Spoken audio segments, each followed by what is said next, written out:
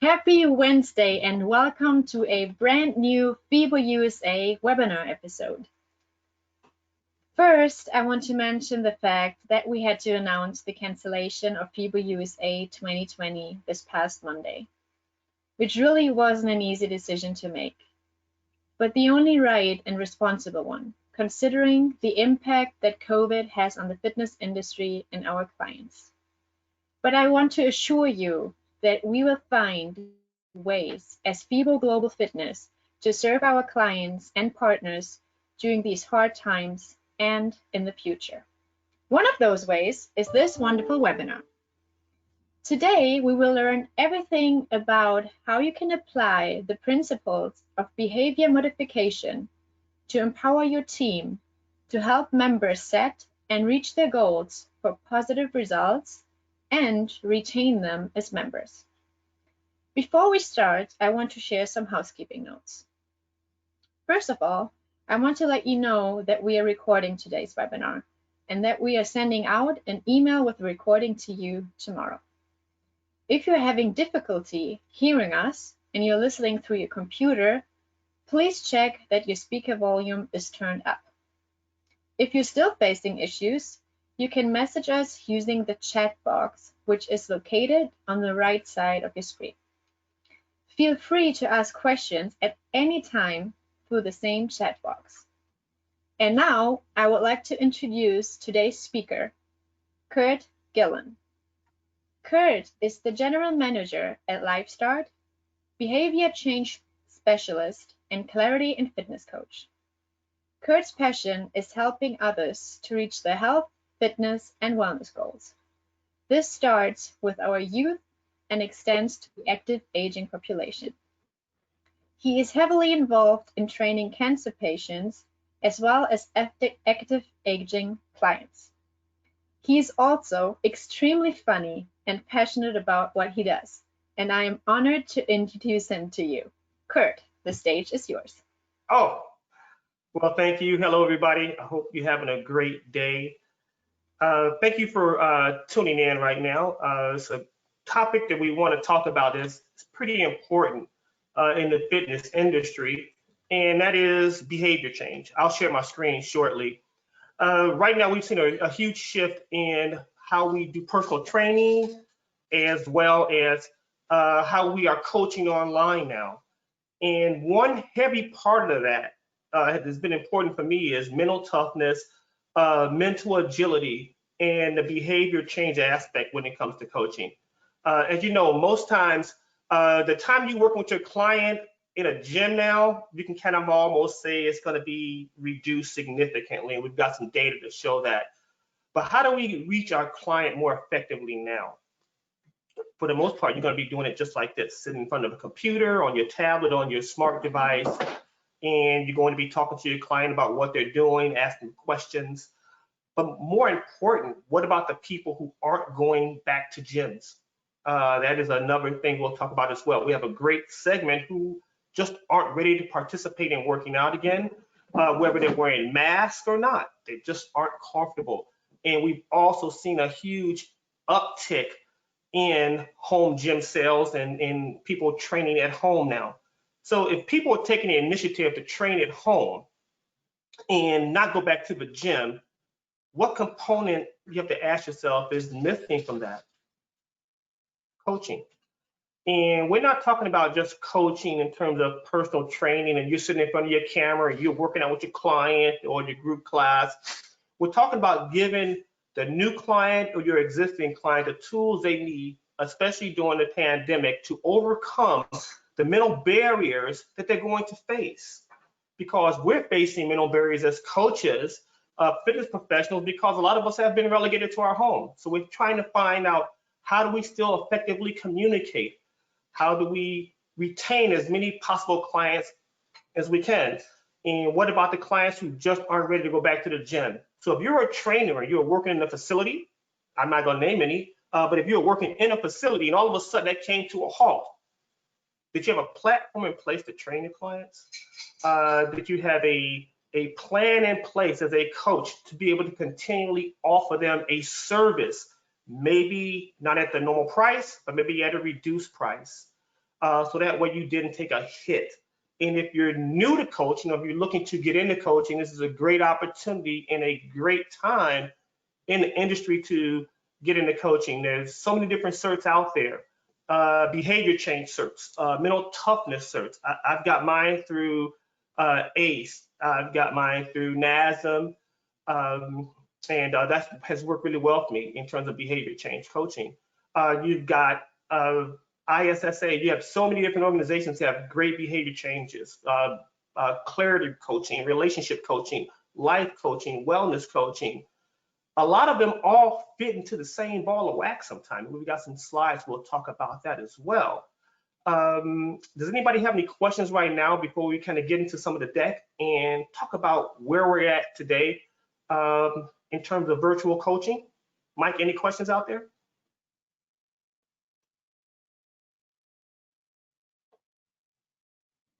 We'll go full screen.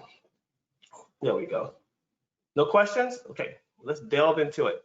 So we want to talk about behavior modification, and we're going to talk about some of the 7 keys that's going to get us there, right? And so first of all, we want to talk about how do you really define behavior change, right? We can easily say it's a set of actions, right? How do we conduct ourselves, right? And we got one more popping up here, and most important, the things that we do. So we're looking at the things that we do in terms of working with our clients. This is going to be really huge, right? Because they're at home now. The average client is probably at home, was in the gym or in the fitness studio, and now there has been a huge paradigm shift in how they're approaching their fitness, how they're approaching their wellness. You almost have to put on your therapist hat, if you're a therapist, and try and understand that. Earlier, we were talking about numbers. You have to take a quick look at this, and we won't focus too much, but some people just aren't going to go back to the gym, right? 26%, saying, they're just not going back if they have to wear masks.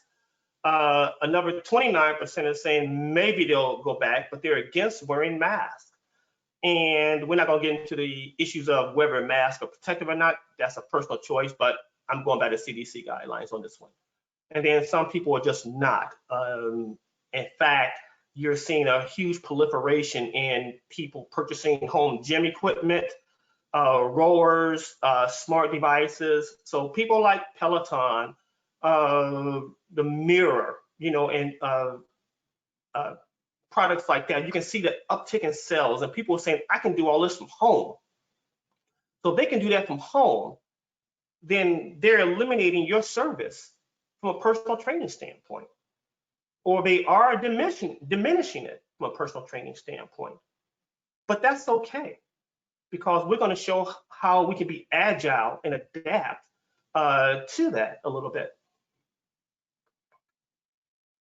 So we know they're not going back, right? But we know we've got really 4 major strategies in how we promote this. And we're going to talk about that for a brief moment here. One is goal setting, right? Another one is framing, feedback, social behaviors, as well as the coaching aspect.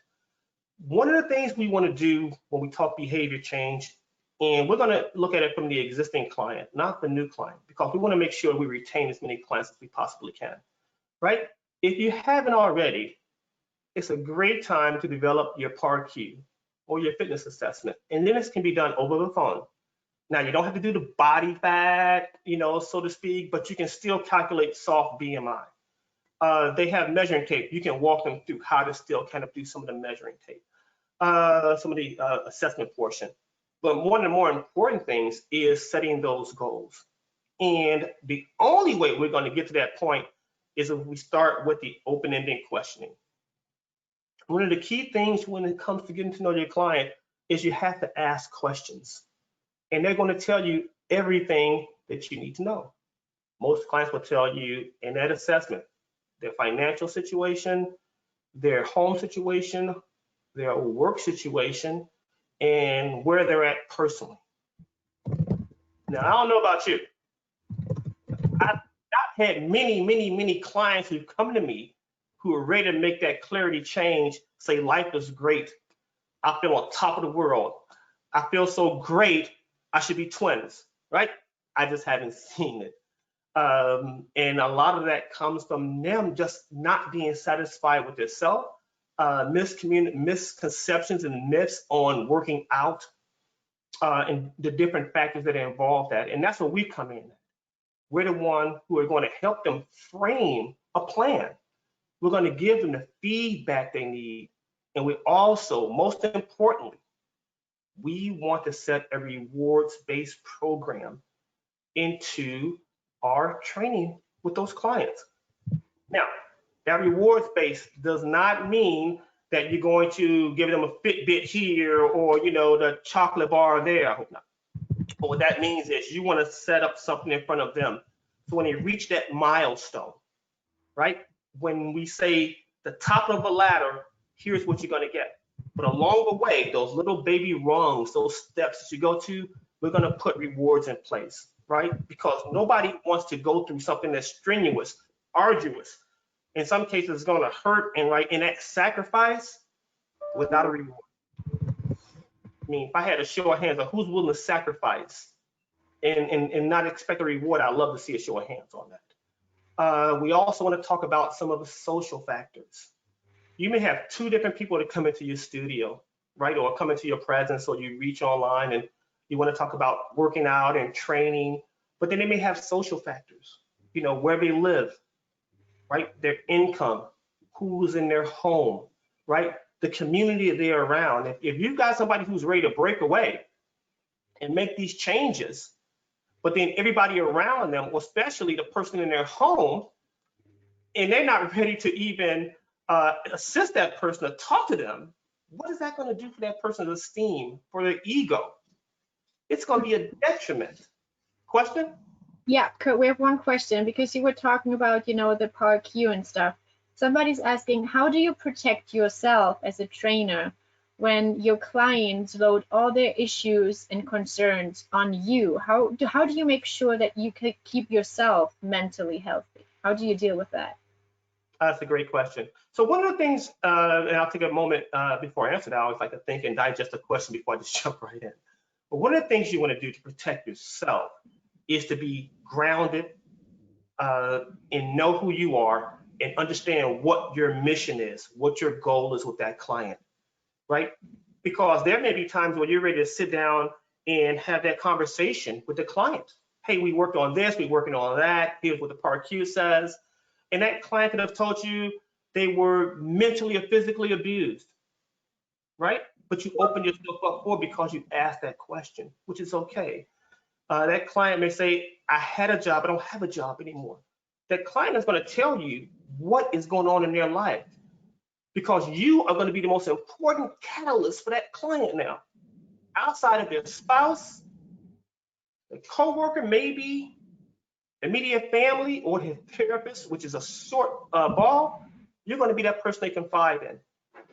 But you want to do it in a framework of professionalism. That doesn't mean that because they have your phone number that they call you, they have total access.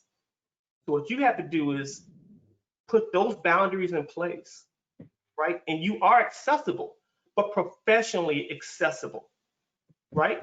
That first line accessibility, right? And then that's going to help separate. You're still coming together, but it's going to help separate whose role is what. I'm the coach. I'm here to help you, right? And the more you confide or the more you share with me, the better we can all help paint this beautiful picture, right? Because when we start off with a new client, it's really a blank canvas, right? And the client may say, I want a six-pack. Or the client may say, you know what? I want to draw an apple, right? So it's our job taking that blank canvas and using our paints and coming up with the best possible apple for that client and say, here you go. Now let's see you do it. That's what we want to do. So you can protect yourself again by setting boundaries. That's the most important thing. And again, don't make yourself accessible 100%, 24 hours a day. And I'll just, before we get back to the deck, if you haven't already, don't give your phone number away to your client right away. Just don't. You open up the door for them to reach you anytime, any hour, cancel on you at the last minute, right? And all that ball of wax. You really, really want to be subject because again, the more you involve yourself with your personal information, the more you're allowing them into your life, and you just may not want that. You want that separation. I hope that answered the question. I think so. Perfect. Thank you. Sure, absolutely. Okay, so one of the things now we really want to talk about, how do I change my behavior, right? It starts up here, guys, just as simple as that. Yes, I did go there. I put that Homer Simpson slide in there. In fact, I just watched the movie not long ago with my kids, and I loved it. Homer Simpson, he is what his brain thinks, right? If you're a Simpsons fan, you know, sleeps, donut, Duff beer. I think those are the top three, and donuts are right in the middle, right? And he got some does in there and some do's, some don'ts, TV time.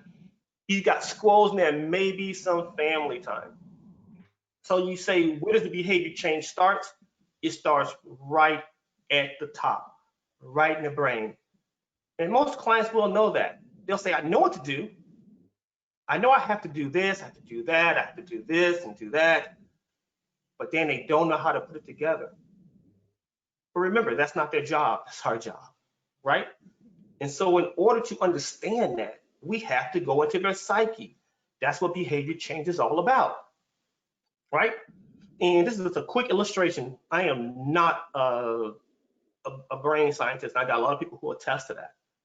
But if you take a look at this slide, it's going to show you how you can manipulate possibly a segment to affect the change, right? When you look at the frontal lobe, it says executive functions, thinking, planning, organizing, right? Behavior control, personality, right?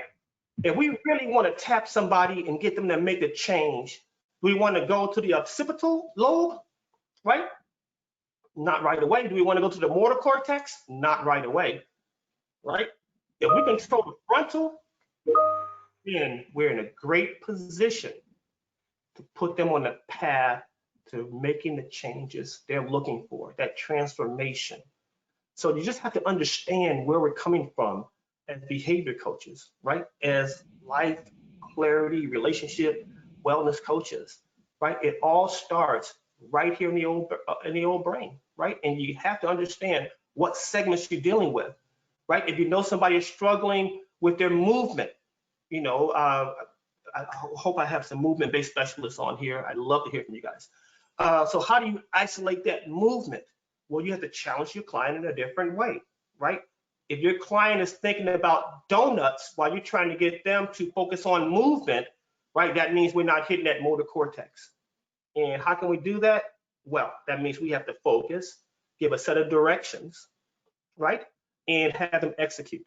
You can take an athlete as a great example of motor cortex. And when you look at mental toughness in those psychology sports coaches, they practice going to that motor cortex, focusing on that movement, because now you're going to be singular minded. You have a task in front of you. It's going to require your body to move, and then you're going to execute. And one last point we'll put on this. If you're making the personal training part of your behavior change program the priority, I would recommend, in my opinion, to not. The exercise portion, when it comes to your client in 2020, right now, is not going to be physical. And we'll talk about that right now, actually. Don't focus so much on trying to train your client. There's some great tools to outsource now. You don't have to be physically doing that for 30 minutes, 45 minutes, or an hour. You have so many new platforms where you have virtual training, where somebody can do group online. You can design a program through like Traineride. I'm not plugging it, but programs like that. So what you've done now is said that part of it, that physical part of it, we're going to get to that, because they want to jump up and down and get ready to work out. No, because we haven't talked about their nutrition. We haven't talked about their movement. We haven't talked about where they're at from a mental stability standpoint, right? All that's going to come right in that frontal lobe. So the most important thing you can do is not worry about training your client. Don't worry about putting them through a workout, right? Outsource it. Find a way to make that a part of your program. It should not be the whole, and it should not be the primary part either when it comes to that. All right, and so now we're going to talk about briefly some stages of change, right? We all go through different stages when it comes to making that change. So forget about your client. Take yourself as an example, right? Your pre-contemplation. How many times do we go through denial, right? So I hate dealing with money. I'll just work till I die, right? So what that person is saying is that I don't have a plan. I don't plan on saving. I don't plan on, and then you can kind of fill in the dots a little bit with that, right? That can be changed, right? Then you look at your contemplation and your preparation. I love the preparation because it says how to save your own 100th birthday party. How to save for your 100th birthday party. Well, you know what? That person is assuming that they're going to live to 100, right? Think about it. I'm 57, and if I make it to 60, that'll be great, but I am not planning my 60th party, my 75th, or anything like that. Maybe I should consider that. But if you look at it from this perspective, that person is already planning. Now, who can say you're going to live to 100? But the fact that you're coming up with a plan, and you can better be sure, hopefully, that coach helped put a realistic goal. Now, he or she didn't say, you're going to make it to 100 and I'm going to be right there with you. Probably not. But is there anything wrong with that person at least planning? And say that same person from a preparation standpoint was in a pre-contemplation denial, right? Not even wanting to save or plan. And with really good listening, really good coaching, now you're getting that person to get to a preparation stage, right?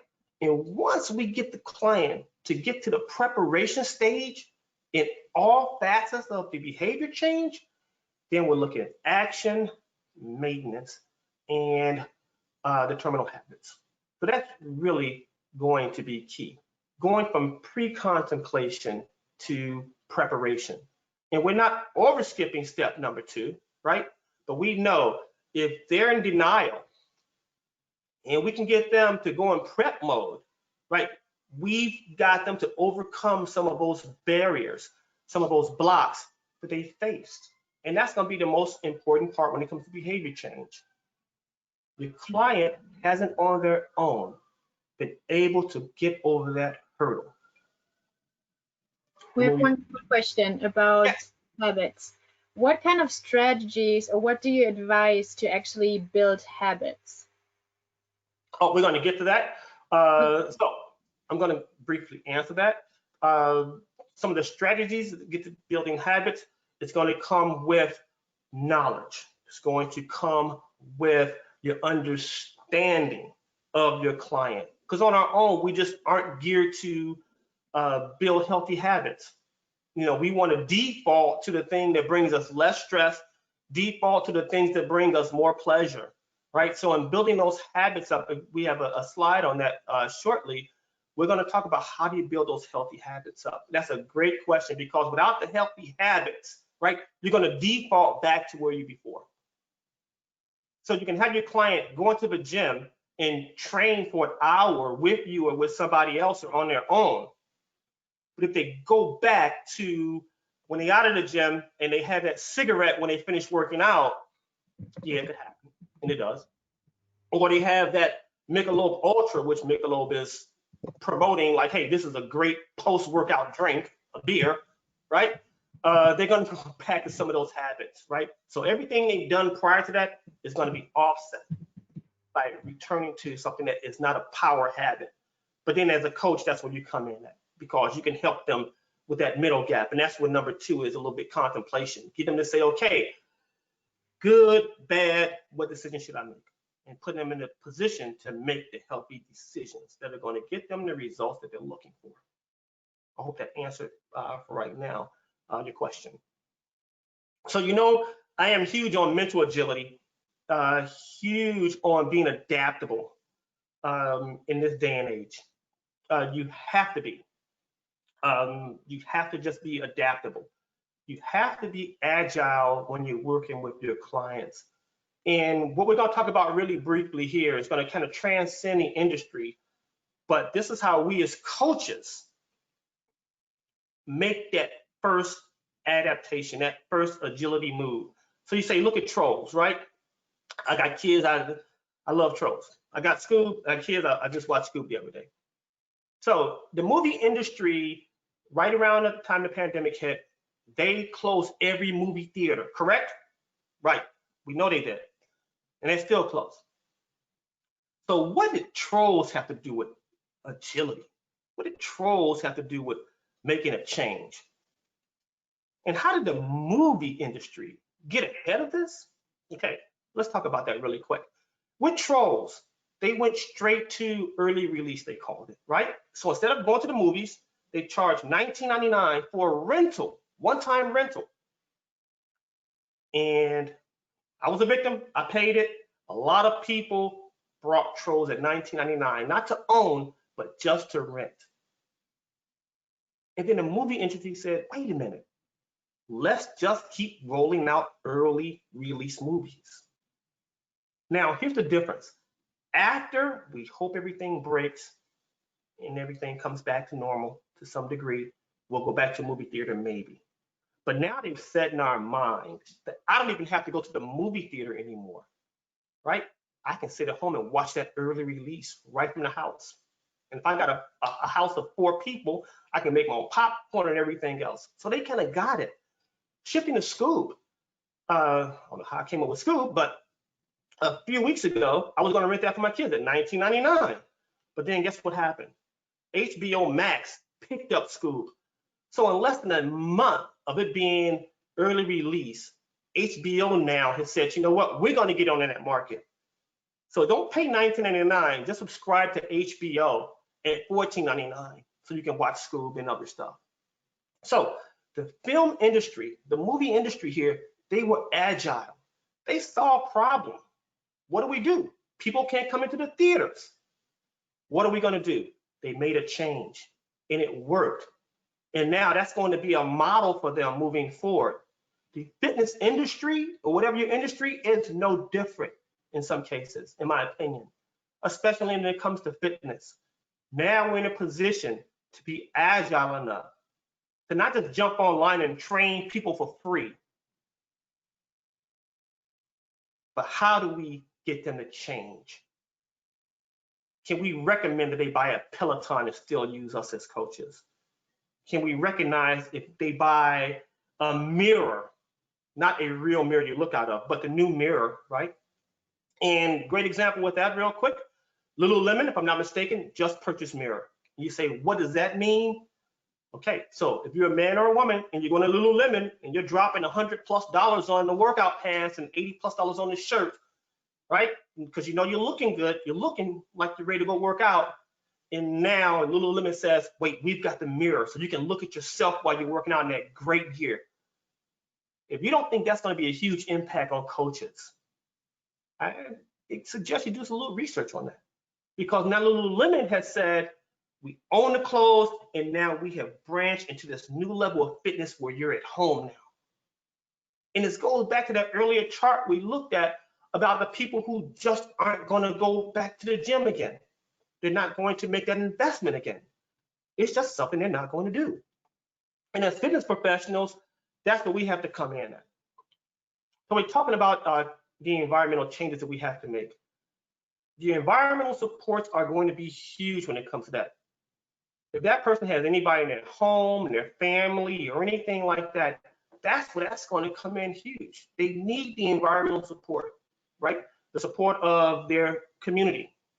If it's the yoga studio, because now nobody's going to yoga studios for the most part. Maybe they are, maybe they aren't, right? But what support are they going to get now? Because the person they're living with may or may not support them. Or the people in their home, if they're cooking healthy and they're eating plant-based, but everybody else is still eating the processed foods, right? That's going to be a challenge environmentally. And then the action planning. How do we get them to stay focused? Once we come up with that action plan, staying focused is going to be huge. And how do you do that? It's really kind of simple. It's that daily affirmation. It may not be from you, but it's that daily affirmation. You may create a newsletter, right? You may create a easy texting where every day they get a one sentence or 3 letters or 3 words of encouragement, right? That's part of your coaching, right? When they're not sitting in front of you for that 30 minutes, right? What are they doing? Are they taking advantage of the technology, which we'll talk about in a moment as well? The action planning is going to fall on us as coaches. It has to. Otherwise, the client wouldn't come to us. And we have to know what their environment is. We have to know what their goals are. We have to know where they're trying to get to and what the end result is going to look like. And that's part of action. Would you hire somebody to be your life coach or your behavior coach if they didn't help you have a vision of what it's going to look like at the end to some degree, both mentally and physically? No. I would hope you would be a part of that action plan. All right. Any questions at all? Let's keep on trucking. The accuracy of fitness technology for measuring physical activity.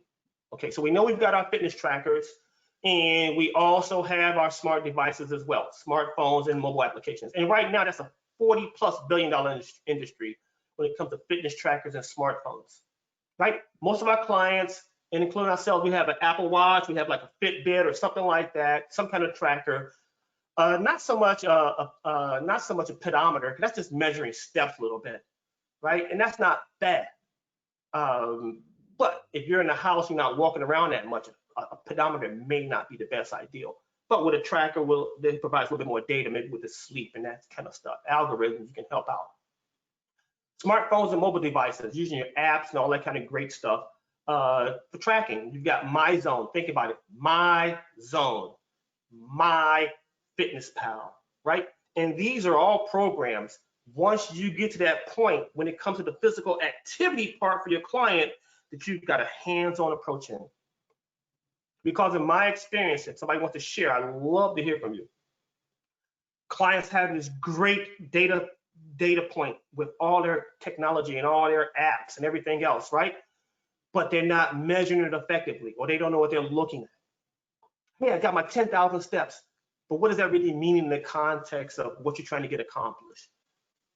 How many calories are you burning with those 10,000 steps, right? Are you checking your heart rate with it, right? The fitness tracking software is on us. That's where we're failing at, in my opinion, as a fitness community.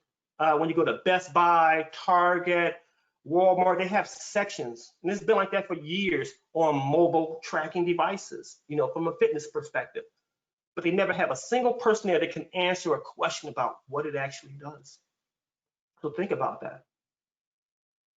So you have a unique opportunity to talk nutrition, whether they're working with a dietitian, you're a fitness nutrition specialist, or you have enough experience that you can give some basic knowledge, as well as if you're saying, okay, now we're going to set not just steps, we're going to set calories, right? We're going to put you in certain zones. We want to see you doing this. And you have an ability, a unique ability to track that with them. Because you can say, you know what, you're on my fitness pal, I'm going to add you to my network, or you'll be added to mine, or vice versa. The same with My Zone and FitMetrics and some of the other tracking, Polar and all that stuff. You can create these communities individually for your client as well as a group. And in that group, it won't be a threatening thing because they all have a commonality. And what's that commonality? They hired you.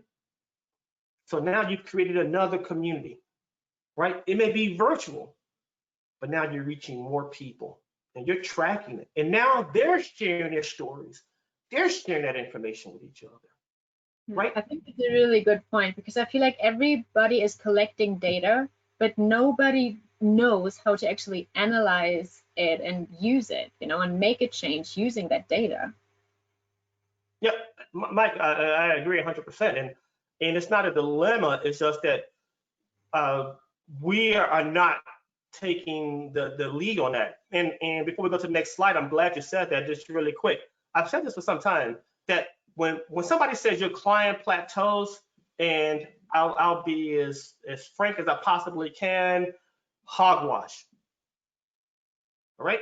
When the client says I plateaued, no, what they're saying is you as a trainer have plateaued. Yep. The point. But that's a serious thing, right? And that's where your job as a coach comes in, because you're the one who's putting your client in a position to succeed and change.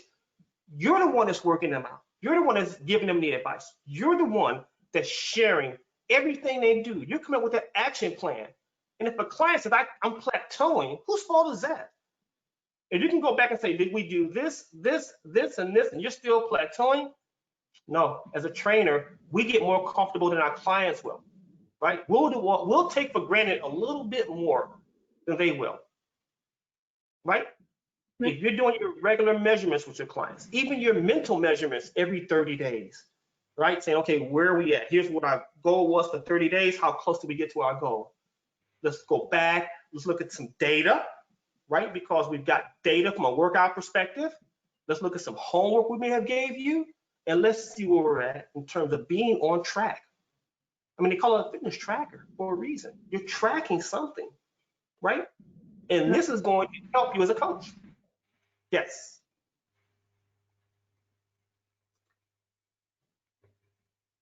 Okay. And we're going right back again to the interventions with technology, going right back into that data again. This is going to be such a huge aspect of your coaching business, right?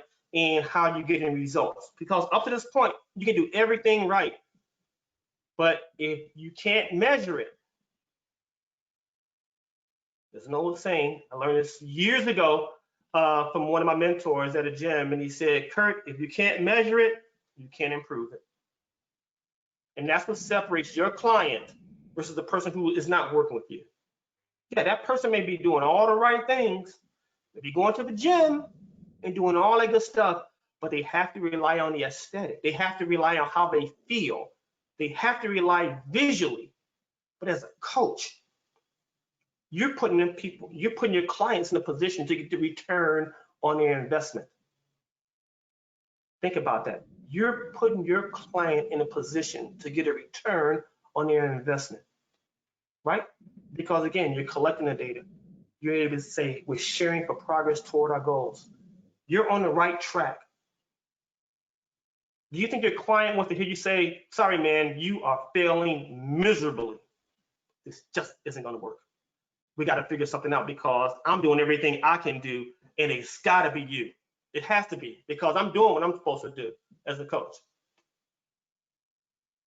Or can you share good news? Hey, listen, we may have came up short on our steps or our calories, but guess what? We made some progress here. But if we tweak this or this, maybe we can get past that and we'll set new goals. So data is going to be huge. And if you're not measuring it, come up with a plan to. Take the time to come up with a plan to measure your data. Collect it, analyze it, what have you. That's going to show your client you're willing to go above and beyond for them to get their results, right? Otherwise, they just won't be a client for a long time, or they're not likely to give you more clients or get referrals from that. We have a question. What tools or what strategies do you recommend if your client doesn't have like a fit tracker? What can you do to measure and track data? Great question. Let me pause this real quick and I will answer that. Hold on. We're going to go to habits. So buying a fitness tracker is easy to do. I paid $27 for this one. I went to Amazon, I read all the reviews. I've had it like 3 months. I saw some other ones I liked out there. And you know what? I said, what do I need to get done? Okay, it does my sleep. I use it for sleep. I'm trying to get so many hours, and I use my tracker because I know what my goals are for my own self, right? I can measure my heart rate and all that. $30 or less. Buy it for your client if they don't have one. Okay. Simple as that. You don't have to buy an iPad or Apple Watch. I hope you don't, unless they're really paying you well. But if they're not, what's spending $30 on a client? You know what? You're a new client, great. and we're going to do all this data collection. We're going to do this. And they say, Kurt, I don't have a tracker. I don't have to do all that stuff. Not a problem. I got you covered. I've got your tracker, and I'm going to Okay. send it. Cool. I hope that answered the question on that side. And then again, we go kind of a little back to the factors involved in the behavior change. Okay, and there are factors involved in that as well. The duration of effects, right? And when we talk about duration of effects, what we're saying is how long is this going to last?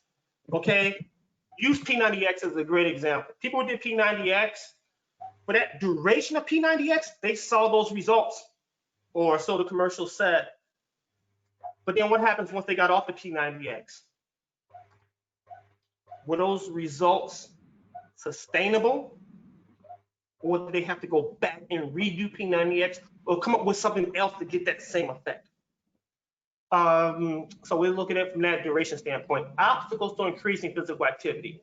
Can somebody give me an example of an obstacle to increase physical activity? I'll throw it out there. I'll pause a moment to see if we come up with anything. All right, nothing? Awesome. Obstacle to increasing physical activity, wheelchair.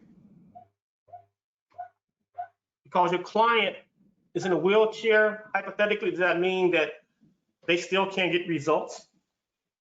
They still can't make changes in their life? Or we only talking about people who are standing up, who've got all their limbs?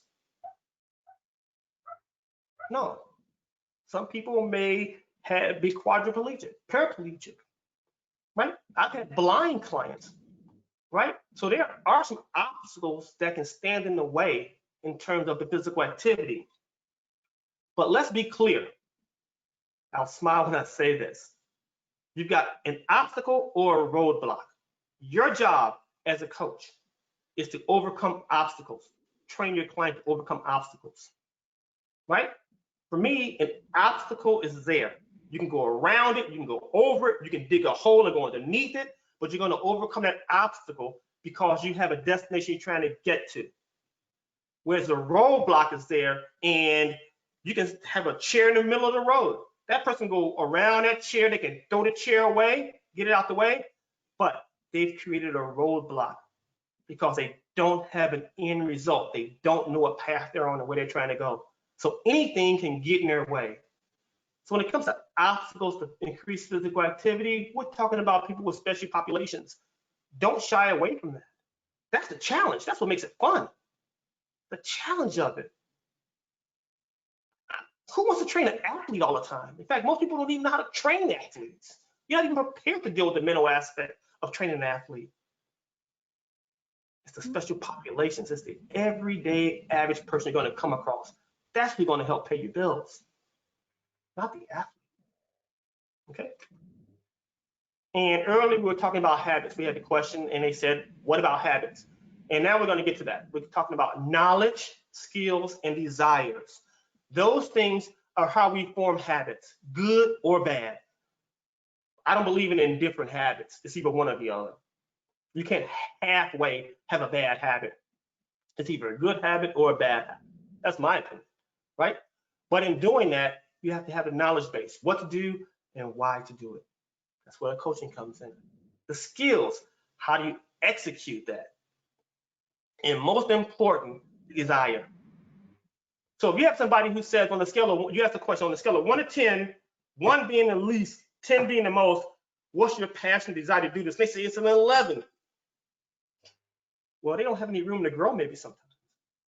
Sometimes it's okay when it comes to this to get that person who's like number 4, 5, or 6. Because now they have some room to get to where they need to really be.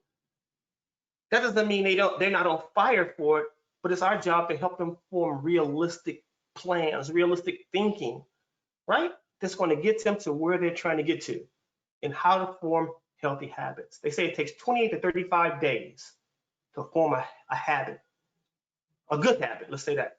We're staying away from anything that's negative. 28 to 35 days. And within that span, if you're doing what you're supposed to do as a coach, right? you're going to go back and remeasure anyway. You're going to mentally or do the mental or physical measurements anyway. And so we'll be able to tell in that first 30 days if they're on the right path. And that's why we have to make sure that we put goals in place that are attainable when it comes to those habits. That doesn't mean you oversell it or undersell it, but you listen to what they have to say and you make your professional recommendation. And you say, okay, here's what we're trying to get to. If we get there, great.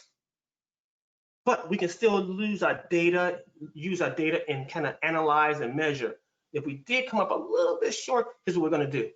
Because they're looking at you as the person who's going to help them with the plan and to execute that plan. So habits are extremely important, and how we even communicate that to our clients this time. And we know they say it's 4 stages to working out. And I kind of say this toward the end because, like I said, the workout portion is, in my opinion, it's not the least. And I preface that by saying, in my opinion, it's not the least, but it is definitely not the most important, especially now, because the average client is not going to the gym. And as gyms open up, and as we see gyms opening up, we see gyms turn around right back and closing again. So for your client, you may not even want to go back to that gym again. That could happen. It's happened. It's real. Or your client may not want to go back to that gym. But they still have to work out because that's part of the process. That's part of a stage. So how do we do that? How do we engage them? We have to understand where they're at, where their thinking is. And it's not 100 different ways to think about it, pretty much 4. You can see the stage 1, 2, 3, 4. Somebody says, well, once a week is better than nothing. That's true. How about if you say, I'm happy with how I look? How true is that? Now, we're not going to get into that psyche. But if you have a client that say, I'm happy with how I look, are you trying to convince them to make change? Or are you going to do your diligence now and ask the right open-ended questions to find out? It's not your job to say, are you really happy? Really? Well, I don't think so. I think you got a little bit of miserable inside you. No, that's not the way we want to operate as coaches, right? But we do want to find out. If you are happy, that's great. Why are you happy? What makes you happy? Maybe it's infectious. Maybe you can learn something from that. What you've done is open up to that person. I mean, you've allowed that person to open up to you. And now you can be vulnerable by listening. And now they may start to tell you some things that maybe I'm not so happy, or maybe I could be happier, or maybe I'm looking for joy and peace to offset. Because happiness kind of comes and goes, right? I'm happy for a minute, but then that can kind of go away. But that sustained joy and peace, that's what I really want. And now you can talk to your client. Okay, let's find out. Any questions at all on that? Nope, so far, nope. Oh, awesome, cool. And so we're talking about the obstacles to increasing physical activity. We're kind of going back there a little bit, right? You've got a lot of different factors on that. The socioeconomic wealth class factor when it comes to demographics. The reality is if you are in a rural area versus a metropolitan area, it's going to be different, right? The income is going to be different. The availability of services will be different, right? The makeup of the people, right, are going to be different. And it doesn't matter if you're Black, white, Hispanic, what have you, right? But everybody's going to be different. It's not a one size fits all when it comes to money either. Because somebody is Asian, Hispanic, African American, Caucasian, right? They all may have the same amount of money, but they're going to do things a little bit different in how they spend their money, right? Everybody makes the same amount of money, right? But they all are different in terms of where they're living at, right? Are they living in a house full of folks, right, in an apartment building? Or are they living on a sprawling farm, or are they in a metro area, right? So you have to understand the demographics. Just don't jump into that situation. That doesn't mean you have to drive around to find out where they live at, because it's, you may not be driving now. But what if you Google the zip code? That's going to get an idea of where that person is at. And then you can help them because now you understand a little bit more. And you can tweak your programming, take that into account. It's social factors, right? You have some people right now whose family are dying from COVID in the hospital, and they're not able to be there with their loved ones. And you're going to turn right around and say, okay, you know what? We got a coaching session today. I need you to start working out or what have you. You have to be vulnerable again. I use the V word, the vulnerable word again, right? Understanding these physio-social factors, right? What their social status is, right? What their work environment is like, right? Some people go to work and they're happy. Some people go to work and they're miserable. Some people start off miserable when they get there, but leave happy, and vice versa, right? And then the environmentals, right? Those are just as much as important as well. What are they seeing? Where are they at? That doesn't mean you have to become a psychologist or subscribe to Psychology Today. It's a great magazine. I'm not promoting it, I'm just saying. But as a coach, you have the resources that you need, right? That doesn't mean you're lying to your clients. We're listening. That doesn't mean you're going to tell them one thing and do another. No.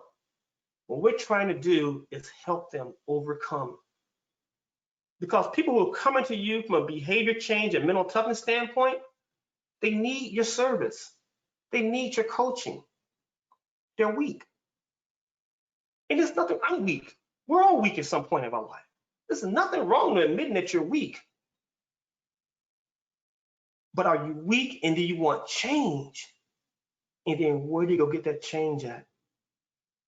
That's why you have to be vulnerable. That's why early on I said the client is going to tell you about their home, their work, their finances. They're going to confide in you enough. And all we have to do is listen and come up with a prescription, come up with a plan, and then execute that plan. Follow through with that plan. Let them see the fruits of their labors, and then they see their results. That may take 90 days, right? Typically 90 days to get through that. You may say, you know what, it's going to take you 6 months, it's going to take you a year. My recommendation is 90 days. Listen, we got 90 days to get this done, right? We're going to measure it, we're going to come back, we're going to do everything we're supposed to do to see where we're at, but the goal is 90 days, right?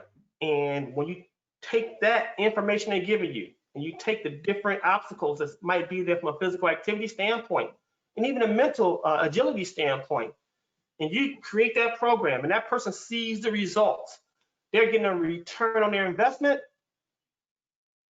you've got a client for the next challenge in their life.